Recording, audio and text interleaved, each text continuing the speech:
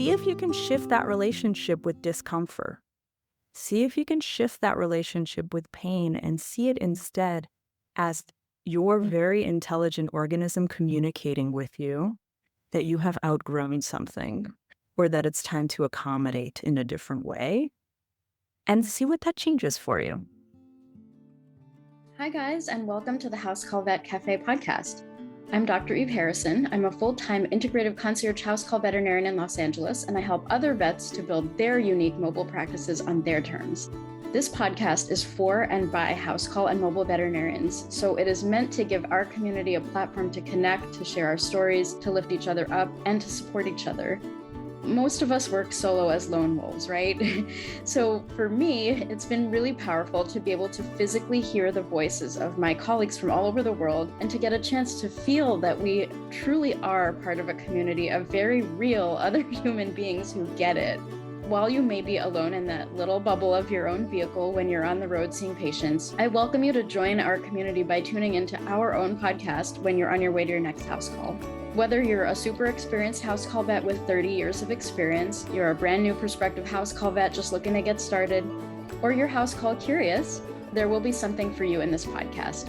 Each episode, you will hear interviews from other mobile veterinarians just like yourself who are doing unique and innovative things, vets who are sharing their stories, their struggles and challenges, and you can also look forward to hearing valuable information and perspectives from specialists and experts outside of our micro niche. And finally, if becoming a house call veterinarian is something that you've been thinking about exploring, or you're looking for some extra support getting your own mobile practice to feel more profitable and sustainable for you, check out the information in the show notes about my course and our above and beyond supportive private community for members only, plus our monthly group coaching sessions within the House Call Vet Academy. You can also check out my free public Facebook group, which is also called the House Call Vet Cafe, the same name as this podcast, and which is a warm and cozy community for mobile vets to support each other in professional and personal development, in creative entrepreneurship, and in friendship. So thank you guys for spending time with me today. Let's dive into the episode. Hey everyone, welcome back. I'm so glad you joined us for part 2 of this amazing episode with Dr. Erica Zelfand. In this episode, we go into some crazy stuff in a really good way. And I'm grateful that you guys came back to hear the end of it. It's really, really good. And you definitely won't be disappointed. All right, let's dive in. I am curious to hear a little bit more about how you developed the sort of framework that it is. But before I ask you that, I wanted to answer your question about the HMOs and the vaccinations and everything. We're getting rapidly corporatized in the veterinary world. Almost all specialty care, almost all ER care is corporate, big private equity backed, where they're talking about quotas and you have to make this amount of money. And I don't think I've ever heard of anyone having to give a certain number of vaccinations, but I think we're like 10 to 20 years behind the human medical field, and it's happening to us. And thank God we don't have like insurance telling us what we can and cannot charge for, but they're trying. They're knocking on our doors and they're like, we have a wonderful new system where you don't have to bill your clients directly. We can collect the money from them and pay you. And I'm like, oh no, there will be nobody between me and my client and my paycheck, okay? But they're trying hard. They're trying hard to like get into our profession as well. So it's a great question that you asked. And I relate on some level, but I know it's not quite as bad for us as it is for you. It's horrible. Horrible. Like the word that I'm going to keep using is it's hostile. It is openly hostile to healthcare providers. And God help you if you want to go outside of that system and interface even a little bit. So to answer your question, Eve, on how I developed the things I developed it's kind of like what made me leave the system in the first place was I couldn't hack it. And I'm going to be the first to admit that. And that's something that if someone wanted to disparage me, they could be like, yeah, Zelfand couldn't hack it in the conventional medical world. And I'm going to be like, yeah, you're right. Like, ouch and amen. So including at about, I didn't even make it to 5 years, somewhere around like the 4 3/4 mark, I cracked and burned pretty hard and burned out and was like, I don't even know if I'll be a doctor anymore. 80% of what I do has nothing to do with patient care. And this was me being in private practice and not taking insurance, and I still felt that way. It's like, if I'm lucky, it's like 1 out of every 4 hours I work is actually directly with a patient, but just like running a small business in the United States that's a healthcare business and having employees, managing my employees, managing the HR, managing okay, so then you get a biller and you got to manage the biller.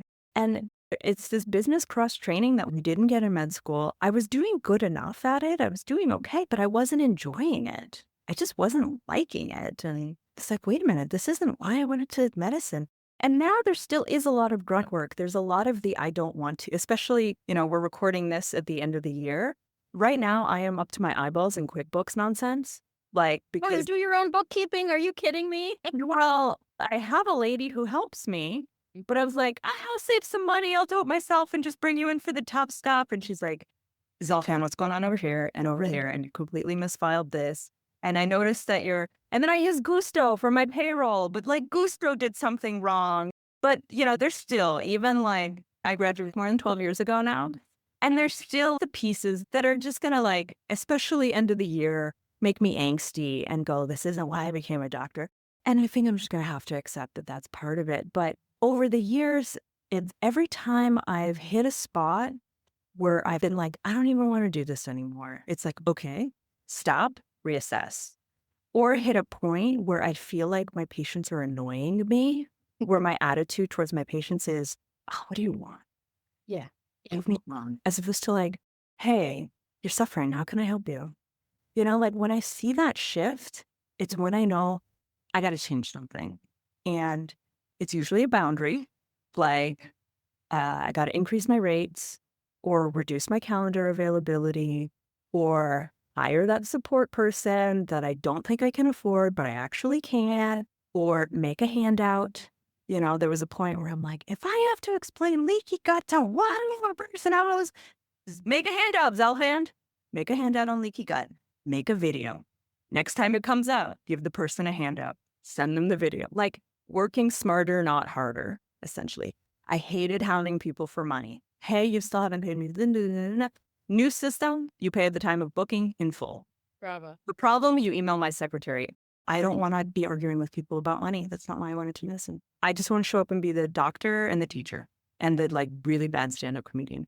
That's what I want, And so it's checking myself as much as possible. And I also just got to say the thing, if you buck the system and go out on your own, you still have to do maybe even more grunt work than you would have to do in the system.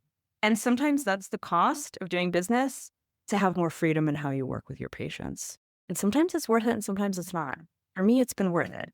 So it's sort of, okay, I'll put on my grown-up pants and do the QuickBooks, and call Boost, wait on hold, So I'm not one to give unsolicited advice, but Doc, you got to have your bookkeeper do all of that. I would not touch my books with a 10-foot pole. So that's lesson learned. So now constantly updating the system, love it.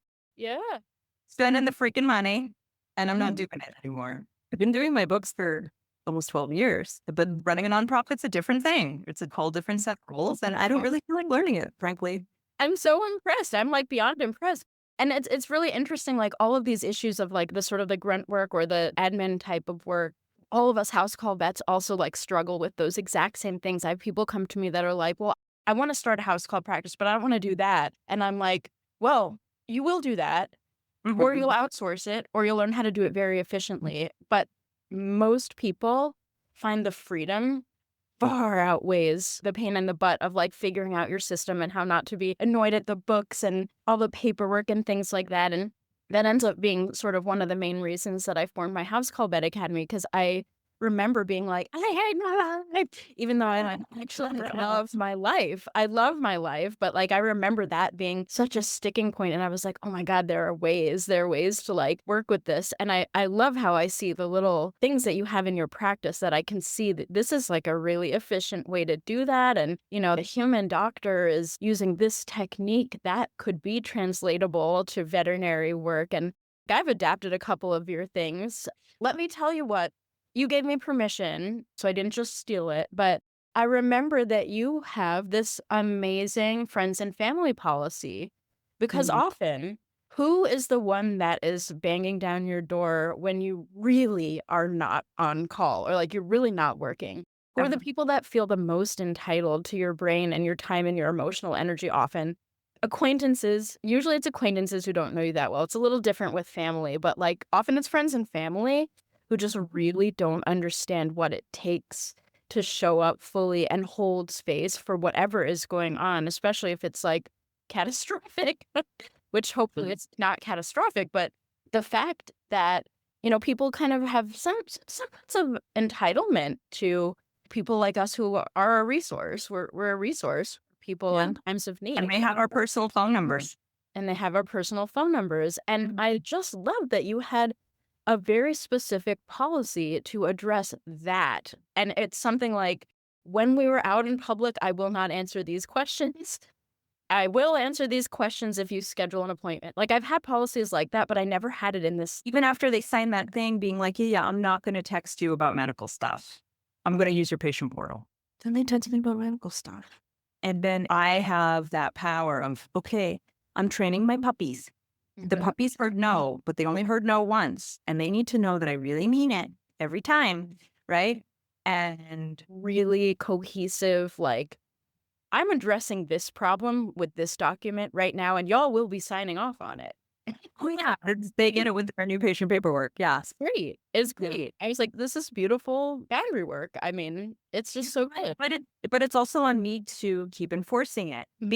Yeah, shoot me a portal message. Shoot me a portal message about that. Beautiful. Or I'll respond through the portal, or I won't respond at all. Yep. Or they'll text me, here are my lab results. It's Sunday. I'm having breakfast. What are you doing? I don't. What an assumption to make. It's not even like, is it okay if I ask you? It's like, here's the results. What is the, like it's not like this is my best friend and they're in the ER and should I let them take my appendix or not? I understand. Okay, fine. You can text me with that. But like, oh yeah, send me that in the portal and make an appointment. I would love to talk about this with you at your next appointment. Just like friendly. There's this line, it's actually from a parenting book. And I want to give the author kudos and I'm blanking on the author. It's like parenting the child with ADD is the book. And there's this phrase, be brief, be firm, be gone. Like, I'm not going to give you an essay on why I need you to use the portal every time you text me. I'm not going to like put a smiley face emoji on this and be like, please message me in the portal and then be gone, meaning don't stick around and babysit their reaction. So good. And it's not to make anyone feel like shit. It's just like, it's Sunday. I'm in my pajamas. I don't want to look at your labs right now. And it's okay if you feel a little silly for sending them to me. That's okay. I don't need to rescue you from that feeling. That's right. Right. They can sit with the effect that they had on us, right? Like they can that. Good. And I don't have to be a snarky bitch. I don't have to be. It's like, yep, send it to me through the portal. Phone down, back to my day, back to my nothing doing that I earned really hard. And I earned so hard. It's so good. Yeah. We earned that super, super hard. Hey everyone, this is Dr. Eve Harrison here. For my fellow house call veterinarians who feel the daily weight of solo practice, and for those dreaming of mobile practice but unsure where to begin, this one's for you. I'm super excited to announce that registration is now open for our 4th annual House Call and Mobile Vet Virtual Conference, February 1st and 2nd, 2025. So mark your calendars, because whether you're struggling with pricing, boundaries, work-life balance in your current mobile practice, or you're looking for a clear roadmap to start your house call journey, we've got you covered. This isn't just another CE event. It's certainly not another corporate CE event. This is the only event of its kind taught for house call vets by house call vets that covers exactly what is relevant to you. We're diving deep into the real challenges of mobile practice, from managing red flag clients, to firing clients who aren't a good match, to knowing what to do when business is slow, to marketing, to starting a house call practice, to all sorts of integrative and holistic gems, standard Western house call medicine pearls, to working through grief and challenges during IHE, to tackling imposter syndrome. We've got you covered in all of these ways. You'll leave with actionable strategies to increase your income, protect your time, and build a practice that truly works for you. So if you're feeling excited, inspired, and ready to sign up, head to the link in the show notes or www.dreveharrison.com to secure your spot and join a community of veterinarians who understand exactly what you're going through, because we're living it too. I'm Dr. Eve Harrison, and I can't wait to show you just how amazing mobile practice can be with the right support and community behind you. and to celebrate with those of you who already know exactly how life-giving this path can be. Now back to our show.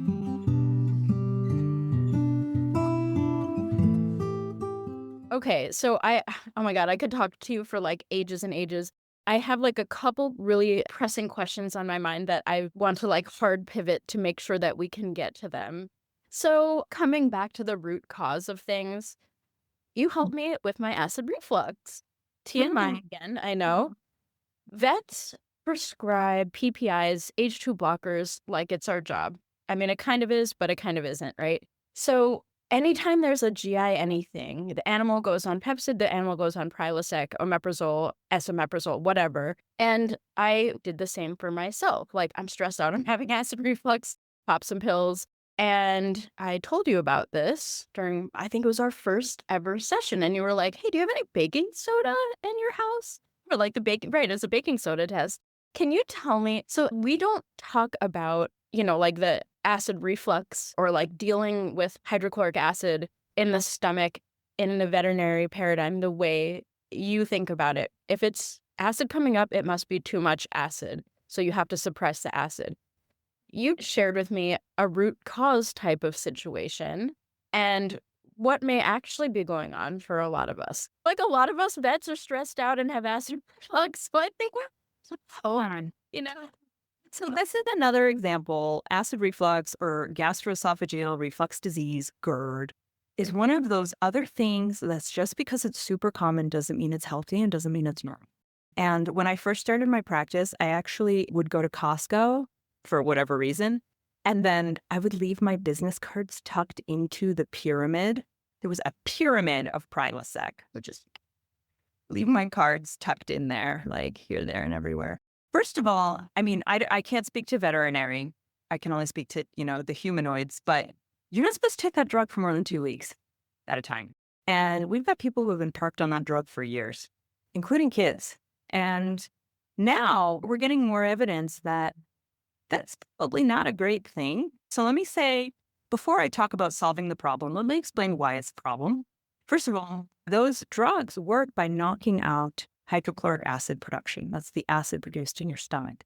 Problem is you need that acid to, first of all, kill bacteria, viruses, and fungi that you may be accidentally ingesting, therefore preventing illness. You need your hydrochloric acid to actually break up your food and therefore assimilate the nutrients from your food.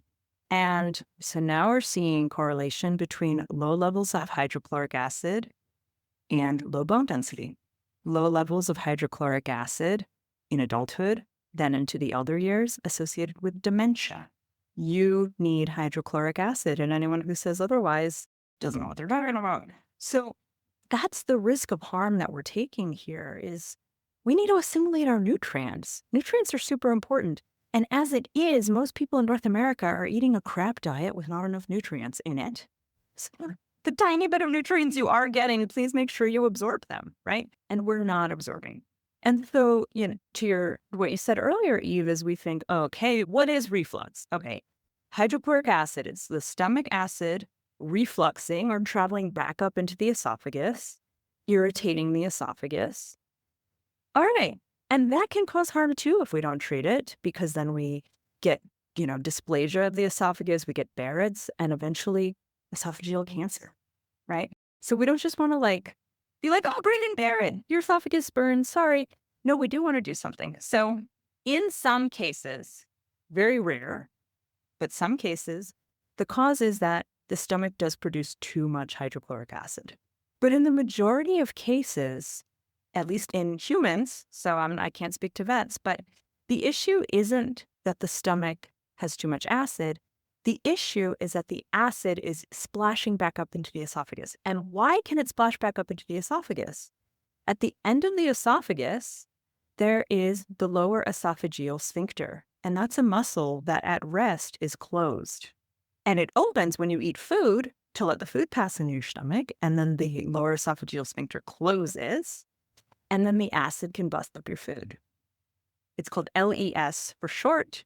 You're a doctor. If you go to New York and you keep seeing LES and you think it's lower esophageal sphincter,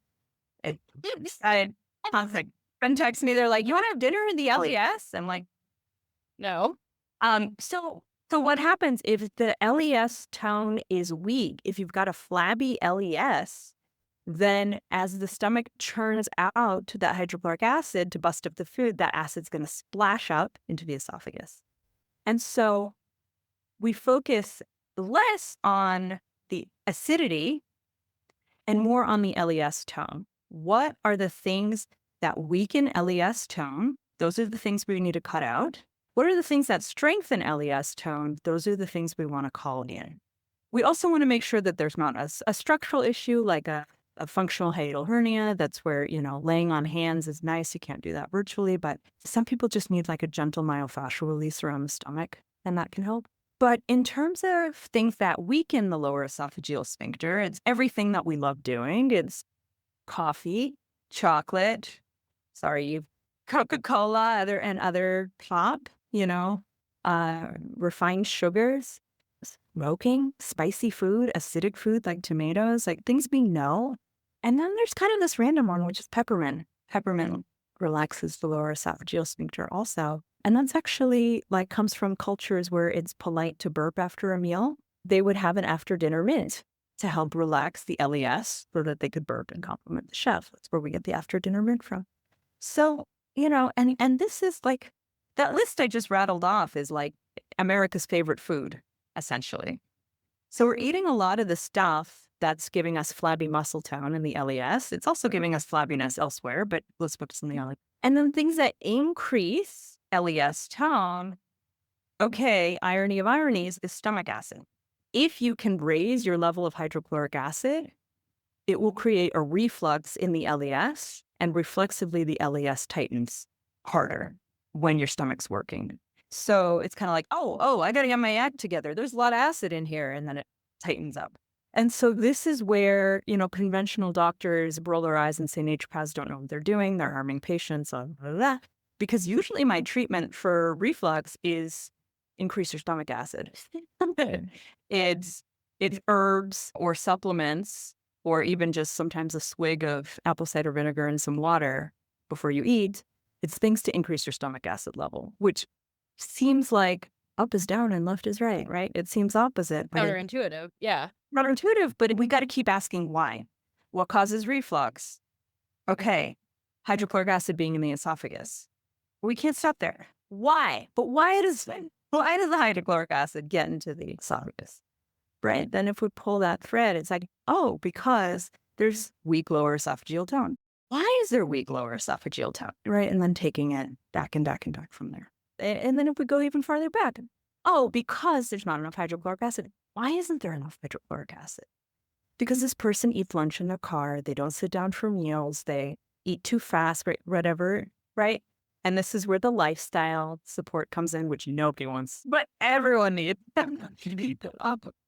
So it's pulling that thread. It's pulling that thread. It's pulling that thread. And it's common and it's not normal. It's not normal to live your life on Zantac. It's not normal to live your life on Prilosec. It's common.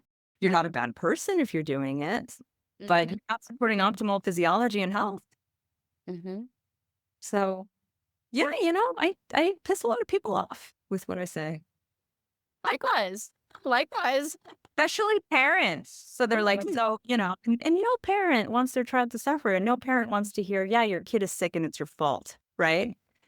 And no matter how you phrase, I used to work in pediatrics. It's like approaching this really tiptoeing that yeah, you got to stop feeding your kid crap and expecting them to eat lunch in the van between school and soccer practice. That's why they have reflux and they're anxious. Yeah, absolutely. I mean, yeah, speaking of tiptoeing, when you have a client who has an animal, it can be a parent-child type of relationship, and there's quite a bit of tiptoeing. Oh, you maybe shouldn't have done that. We never speak in that way, but there's similarities there too. And thank you for breaking that down so beautifully. The irony of ironies is that the hydrochloric acid actually tightens the sphincter. So there you have it, And so that caught my eye. That first session with you, I was like, what the f are you talking about?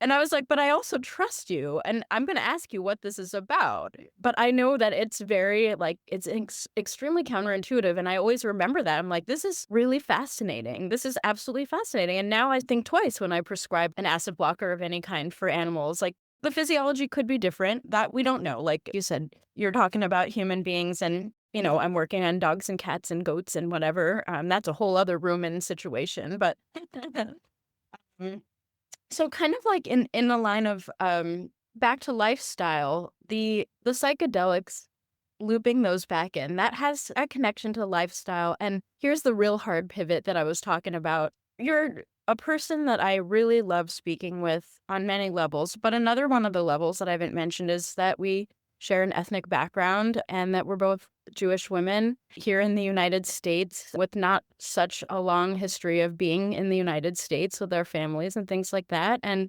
I've found some of your writing on the subject of that and psychedelics to be really interesting in the last year or so. I've also written some stuff that I showed you. And the hard pivot here is just sort of like, have you encountered the crazy amounts of anti-Semitism in the psychedelic world? I've seen a ton of it on social media. I've seen a ton of it in real time. I'm curious from your very unique vantage point if you could speak to that. And I also know that you have some really beautiful offerings in Oh, that yeah. direction as well. So I'd love to hear about those too. Yeah, thank you, Eve. I mean, the short answer is yes. And I've encountered anti-Semitism prior to October 7th of 2023. But my gosh, it really feels like it's just been a parade of monsters, in the last 14, 15 months. The interesting thing for me about what's been happening is my being based in Oregon, not just Oregon, but Portland, Oregon, which is, kind of liberal. We call it the People's Republic of Portland, is how it's felt like a betrayal in a way, what I've seen transpire. And the thing that's been very, very curious for me is that as there has been, it wasn't just in the psychedelic field, it was also in the field of therapy. There's a really interesting article from, I think it was the Free Press, that explored this whole, like, somebody posted in a therapy group, hey, I've got a referral. This client is a Zionist and she wants to work with a therapist who's not going to give her a hard time for being a Zionist. Like, who's a safe space for her to go to? And essentially, the list of names of therapists who were safe spaces became the blacklist of, like, we're blacklisting these people. And then the blacklist, like, people added names, and it was like they added names of therapists with Jewish last names without actually knowing what their political views were. And it really just became a list of Jews of, like, yeah, we're not referring to Jews anymore. And I was put on a blacklist by a group of very earnest, very young people who, like, tried to cancel me. And by the way, Rick Doblin, the head of MAPS, was also on said list. And Yeah. so it's essentially a list of Jews, and when it's all coming at you online, it feels a lot more nefarious. It feels like it can do a lot more damage than it actually can. Because once you pull back the curtain and see, like, who the wizard is, that it's just a dude behind a curtain, it's just like, you're screeching and confused. And ultimately, it hasn't affected my clientele. My practice is doing fine. It doesn't actually seem to be the clients or patients who care. It's the colleagues, and especially in the field of therapy. Lately, therapists have felt like they have to police what therapy is, what therapy isn't, who's allowed to get therapy, who isn't allowed to get therapy.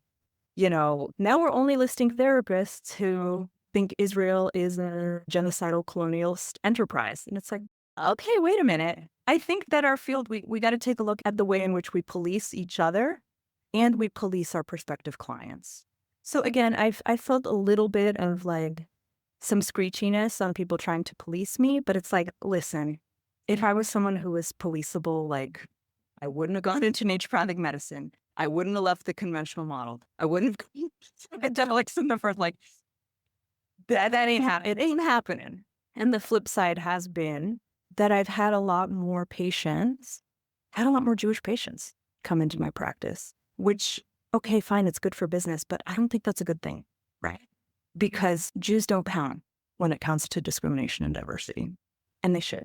And so to that note, like, yes, we've had some offerings that we set are like for specifically Jewish people and allies. Every retreat we have at least one Jewish client on almost every retreat. And the pattern of ancestral trauma is different. It is. For me, it hits closer to home, so it's a little harder to treat, but there's a lot of healing that needs to happen in this world. I mean, in the Jewish community and outside of the Jewish community, there's a lot. There's just, everyone needs healing. So pick a population and heal. And then when people ask, why are you healing this population and that population? It's like, because we all need healing and we all got to start somewhere. So I don't know if that rant is at all sensible, but that's just kind of off the cuff response. No, it's beautiful. Oh, a little bit has been like in practice. Yeah, no, it's been very sensible. And I remember you saying maybe a year ago that, like 75% of your Jewish clients are in a state of crisis right now. And like you really have the behind the scenes view of what is happening in the mind of the psychological world of the Jewish people. Yeah. Like Jews the are not- window. Yeah. Yeah, Jews are not okay right now. That's absolutely right. Yeah. And so it's just very, very interesting. And thank you for sharing that. And I think it's interesting to my listeners. I'm hoping it will be interesting to my listeners because this is like, it's sort of just a different clinical world and a different perspective than what we think about. We have human clients, but our patients are animals. And what's very interesting, I also find it interesting that one of the hostages is a vet tech. And we don't talk about that in my profession. Nobody wants to talk about it, And so these things intersect in a lot of interesting ways. And I love what you've shared about it and the way that you're holding the Jewish community in a clinical sense. And I think that's really beautiful and really special and unique. And thank you for sharing about how you do that. And thank you for supporting me in it. And some of the content that has come up, both just in regular talk therapy and certainly in psychedelic sessions, has been really dark. very dark. And this is even pre-October 7th. When I would talk to someone and talk about psychedelics, so the most common reluctance I hear is like, no, I'm afraid I'm going to lose control. That's the most thing. From Jews, the most common thing is, no, I'm afraid I'm just going to go to Auschwitz. Yeah. That's the number one fear. And it does happen. Oh, It's always a working through and there's something healed and it's, on the back end, they're like, yes, that was horrible. If you told me that was going to happen, I would not have done this. And I'm so glad I did this because I got so much out of this and I healed so much and I healed with my ancestors and it was so beautiful and so hard. But yeah, like we all just need back to group hugs. back to group hugs. We'll complete the circle with a group hug. And no, this is just such like the heart of life, honestly. It's like we've gone a little bit off track of the subjects that I usually speak about on this podcast, but I made a decision to go there because it's just so incredibly important. And your voice specifically is incredibly inspirational and powerful on these specific subjects. So I wanted to hear from you on all the things. And I suspect we'll probably have to do this again because we didn't even like scratch the surface. But on that note, I wanted to start closing up the episode. First of all, I wanted to say for those listening, all references to psychedelics and psilocybin have been completely on legal terms. So I just wanted to say that for anyone who may be wondering. And what I wanted to also do was ask you, do you have any words of wisdom that you might like to share with listeners, probably house call vets? Okay, well, Many of which are holistic or interested in holistic medicine. yeah, I'm going to share something that I actually heard a rabbi say, and it's talking about lobsters. So, where a lobster has this hard shell, right? And as a lobster grows, I'm suddenly very nervous that I'm going to say the wrong thing. So I'm like, oh my gosh, I'm talking to vets and someone might correct me. But here's how I heard it. So if wrong, you're already wrong. Just kidding. I think as the lobster grows, it needs to make a new shell, right? It needs to make a bigger shell to accommodate its growth. And so the lobster has to go swim under a bunch of rocks and shed its shell and be kind of vulnerable and at risk of injury as it gets its bigger shell. And the way in which the lobster knows that it is growing and that it's time for a bigger shell is that its flesh begins to press into the inside of the shell it's in. And it is uncomfortable. it is even painful. And that pain is a sign of growth. And it's a sign to the lobster, hey, I got to accommodate my growth here. It's time to grow. And so if instead of heeding that signal for growth, the lobster took some NSAIDs, or maybe popped a Xanny, or maybe snagged a little fentanyl from the OR, which, by the way, I've had patients do all this, it wouldn't grow and the pain wouldn't stop. And so my invitation to those who are listening is be like the lobster. See if you can shift that relationship with discomfort. See if you can shift that relationship with pain and see it instead as your very intelligent organism communicating with you that you have outgrown something or that it's time to accommodate in a different way, and see what that changes for you. Beautiful. Thank you. Oh my God, I couldn't have asked for a better wisdom to share. That's perfect. So perfect. Thank you so much. Be like the lobster. And if you find out that that's not how lobsters do it, like, don't tell me, because the metaphor just works. So We're not going to rain on that parade. This story is a unit and it will stay the story that it is. I have no idea, honestly. I don't know the, physiology of lobsters myself, but that was absolutely wonderful. How can people find you? If anyone wants to connect with you, what's the best way to do that? Oh my gosh. Well, yes, please stay in touch, but don't text me on Sunday your lab results. My last name is a bit of a doozy, but if you can spell Zelfand, DRZELFAND.com, or a little easier to spell, right to heal, right as in like it is correct and good to heal, right2heal.com. All roads will lead you to Zelfand. And my handle for all the social things is at drzelfand also. If you want to see me snark on social, I'm much nicer in person than I am on social. I enjoy my late afternoon snarks. Would love to connect in all of the above ways. Fantastic. Thank you so much for taking the time. If anyone found Dr. Zelfand to be as magical as I do, I hope you'll reach out to her. And I hope someone out there is listening and got some amazing gems from this conversation. And till our next 5-hour podcast call, right? I look forward to that one too. Thank you so much for listening to this episode of the House Call Vet Cafe.